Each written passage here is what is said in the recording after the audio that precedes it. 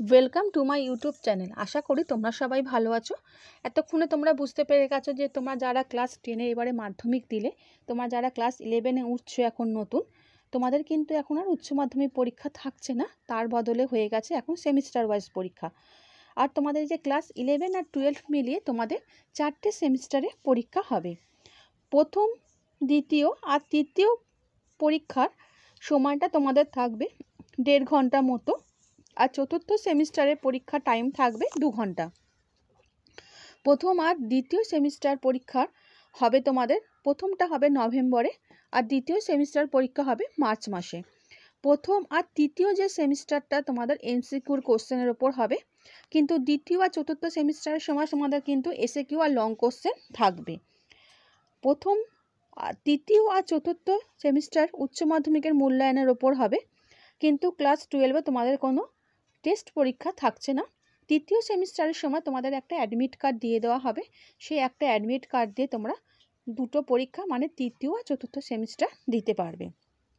আবার যতটা তোমাদের আর একটা কথা বলে দিই যে আমি তোমাদের ক্লাস 11-এর যে নতুন সিলেবাস পুঁই মাচা, সেই গল্পটি আমি তোমাদের বিভূতিভূষণ বন্দ্যোপাধ্যায়ের লেখা আরম্ভ করে দিয়েছি পড়ানো। যারা দেখোনি আমার চ্যানেলে গিয়ে সেই ভিডিওগুলো দেখে নিতে পারো।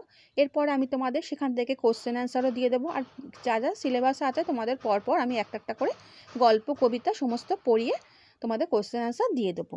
ভিডিওটা ভালো লাগলে লাইক এবং বন্ধুদের শেয়ার করে দিও। আমি তোমাদের এখন এডুকেশনের সিলেবাসটা দিচ্ছি, যারা মনে করছো একটু স্ক্রিনশট নিয়ে নিতে পারো।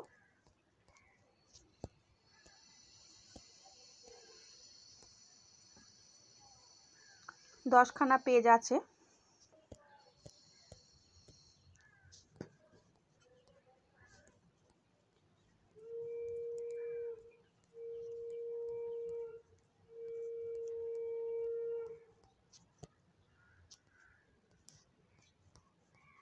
আর আমি তোমাদের এটা একটা পিডিএফের মতো করে দিয়ে দেবো, ডেসক্রিপশন বক্সের লিঙ্ক দিয়ে দেবো, তোমরা সেখান থেকেও নিয়ে নিতে পারো।